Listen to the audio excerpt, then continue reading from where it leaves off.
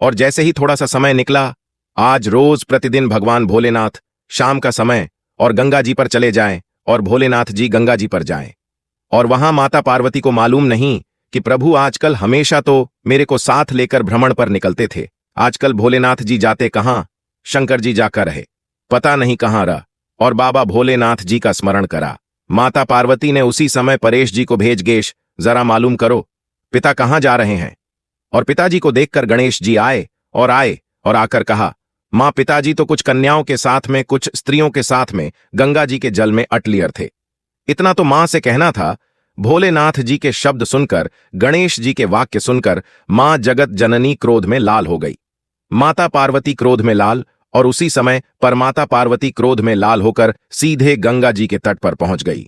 सीधे गंगा जी के तट पर, और गंगा के तट पर माता पार्वती जब पहुंची और जगत जननी ने देखा 5 स्त्रियों के साथ में, 5 कन्याओं के साथ में भोलेनाथ पानी से क्रीड़ा कर रहे हैं। कभी शंकर भगवान उन पर पानी फेंके, कभी वो कन्या इन पर पानी फेंके, कभी शिव पानी फेंके।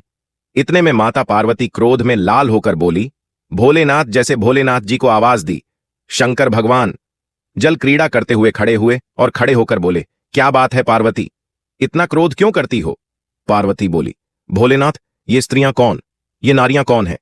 मैं एक पतिव्रता धर्म का पालन कर रही हूं और आप इन स्त्रियों का संग कर रहे हो। होता है कभी कभी एक पति अपनी पत्नी को रोज धमकी देता था, तू मेरे से ससरियां कर। भगवान कृष्ण की 61,108 रानियां थीं, मैं दूसरी शादी कर लाऊंगा। बेचारी पत्नी बड़ी दुखी रहती थी। एक बार हमारे यह कथा में आई, गुरुजी मेरा पति रोज धमकी देता है, मैं क्या करूं। मैंने पूछा, क्या धमकी देता, क्या हमेशा बोलता, भगवान कृष्ण की 16,108 रानियां, मैं दूसरी शादी कर लाऊंगा, तू मेरे सेठ अच्छे से लिया कर। तो मैंने कहा, वो तुझे धमकी देता है तो तू भी दे दे कि द्रौपदी के पास थे तू क्यों। उसने, गुरुजी अब तुम चिंता मत कर, अब बोल। दूसरे दिन फिर बोला, भगवान कृष्ण की 1,618 रानियां में दूसरी कर लाऊंगा। इतने में जूड़ा बांधती बांधती देखना माताएं जब झगड़ने जा लड़ने जाती है, क्यों, क्योंकि मेरे हिसाब से ये जुड़े से एनर्जी मिलती होगी, लड़ने पावर। अच्छा, पड़ोसन से 3-4 बार लड़ेगी ना तो 3-4 बार इसका जूड़ा खुलेगा, फिर बां बोल तो जरो बोल, एनर्जी पावर होता है।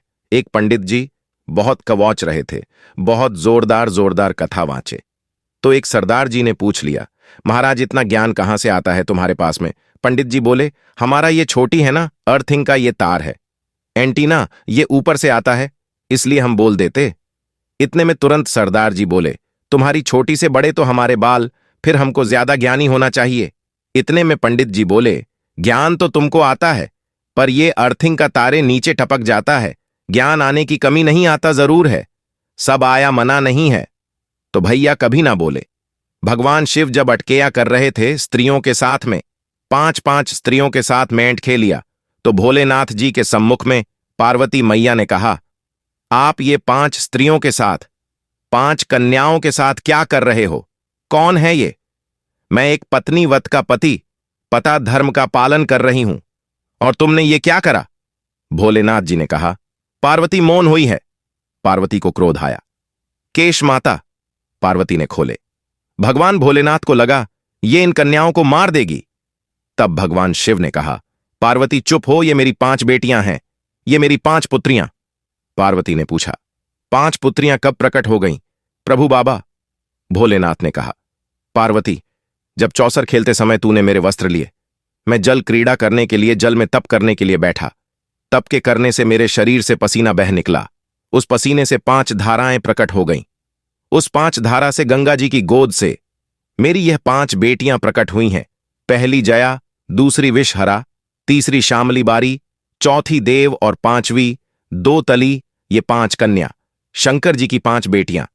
उसी समय पर माता पार्वती ने गंगा जी के जल को हाथ में लेकर कहा, गंगा तू मेरी बहन है, मेरे गर्भ से तो संतान नहीं हुई, पर तूने मेरे बच्चों को पाला पोसा, बड़ा किया, इसलिए तेरे घाट पर आने वाला व्यक्ति शंकर जी के साथ तेरा स्मरण करेगा, और जो हर हर गंगे बोलेगा, गंगा उसको तेरे स्नान का पुण्य घर बैठे मिल जाएगा। हर हर गंगे बोलो जम के केवल गंगा के साथ। उसी दिन से हर हर शब्द जुड़ गया और जिंदगी हो गई आपकी। बोलते बोलते आपको अभी तक नहीं मालूम होगा कि हर हर गंगे क्यों बोलते। भैया शिव महापुराण में एक संवाद है। चावल क्यों लगाना चाहिए, शिव जी को कंकु क्यों नहीं लगाया जाता, शंकर को कुंकू नहीं लगता, रोली नहीं लगती, क्योंकि भगवान शंकर जब एक बार बैठे थे तो एक भगत ने शिव जी का कुंकू अभिषेक कर दिया था। कुंकू अभिषेक करा, इतने में माता जगत जननी जगदम्बा उसी समय पर आ गई। पार्वती ने शंकर जी के ऊपर से रक्त की धार जब बहते हुए नीचे आई, भोलेनाथ जी के शरीर से रक्त बहता देखकर माता पार्वती को क्रोध आ गया। पार्वती ने उसी समय पर श्राप देना चाहा। शिव जी ने कहा, पार्वती, उसने कुंकू अभिषेक करा है और तू श्राप दे रही है। पार्वती ने कहा, मैं जान नहीं पाई, पर भोलेनाथ आपसे वचन देती हूं कि आज के बाद आपके शरीर पर यह रक्त न देखूं।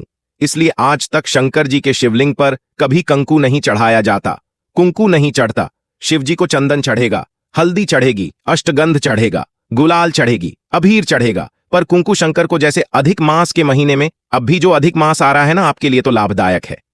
समझ लो ये कथा अधिक मास के महीने में, जैसे पहले दिन का अधिक मास होता है, ऐसे 5वां दिन का जो अधिक मास होता है, पंचमी तिथि का अधिक मास। शास्त्र कहता है कि जिसके घर में संपदा की कमी हो, पैसा आ ही नहीं रहा हो, सब दर उलझ गया हो, बहुत टेंशन चल रहा हो, 3 साल में एक बार अधिक मास आता है। अधिक मास की पंचमी तिथि के दिन गन्ने का रस जानते हो, ई का रस, गन्ने का रस तुलसी जी के क्यारे में हाथ में लेकर 7 बार अपना नाम और गोत्र बोलकर छोड़ दो।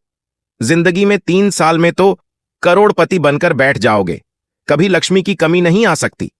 अगला अधिक मास आएगा तो तुम तैयारी में बैठे रहोगे कि फिर पंचमी तिथि आए, फिर मैं गन्ने का रस केवल अधिक मास में होता है, अधिक मास के सिवा नहीं कर सकते, केवल अधिक मास। अधिक मास के अंतर्गत आपको तो मौका मिल रहा है ज्येष्ठ का अधिक मास। इस साल बड़े प्रेम से आनंद, अधिक मास का महीना, भगवान शिव के स्मरण का माह, ठाकुर जी के भजन का महीना, भगवान नारायण के लाड लड़ाने का महीना।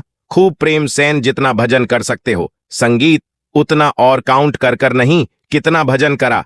कई लोग हाथ में बटन दबाते रहते हैं, राम राम राम राम काउंट नहीं करना, कर लो जितना कर सकते हो। अधिक मास के महीने में जितना पुण्य कमा सकते हो कमा भजन ची। आज शिव महापुराण की कथा कहती है, माता पार्वती के सम्मुख में 5 कन्याओं को देखकर गंगा जी के सम्मुख में जब बात प्रसिद्ध करी, तब माता पार्वती से शिव जी ने कहा, ये मेरी 5 बेटियां हैं। पार्वती जी ने 5 को गले से लगाया। भगवान भोलेनाथ बोले, पार्वती, यह जल की तरंगों में प्रवाहित होने के कारण इनका शरीर सर्प की आकृति में रहेगा। सर्प की संगीत आंख, और वह 5 कन्या शंकर, भगवान की 5 सर्प रूप की बेटियां सर्प रूप। आज भी नाग पंचमी के दिन घर के दरवाजे पर, घर के दोनों ओर, अब इधर पूछते हैं कि नहीं पूछते मालूम नहीं, पर नाग पंचमी के दिन 5 सर्प या बनाते हैं, 5 सर बनाए जाते हैं। वह शंकर भगवान की 5 बेटियां बनाई जाती हैं और नाग पंचमी के दिन उनकी पूजन होती।